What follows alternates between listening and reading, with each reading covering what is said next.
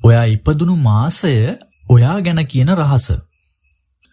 ජනවාරි ඔයාට නායකත්ව ගුණ වැඩි. පෙබරවාරි ඔයා වෙනස් විදිහට හිතන කෙනෙක්. මාර්තු ඔයා හිත හොඳ අනුන්ට උදව් කරන කෙනෙක්.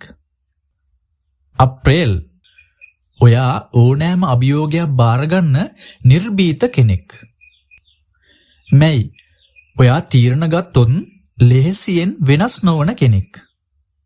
ජූනි ඔයා කතාබහට දක්ෂ යාළුවෝ වැඩි කෙනෙක්. ජූලි ඔයා පවුලට ආදරය කරන කෙනෙක්. අගෝස්තු ඔයා ආත්ම විශ්වාසය වැඩි කෙනෙක්.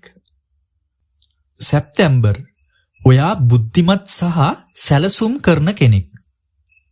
ඔක්තෝබර් ඔයා හැමෝම එක්ක හොඳින් ඉන්න කැමති කෙනෙක්. නොවැම්බර් ඔයා රහස් රකින්න දක්ෂ කෙනෙක්.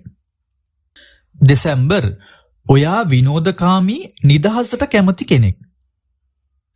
මේ දේවල් හරිනම් ඔයා ඉපදුණු මාසයත් කමෙන්ට් කරන්න.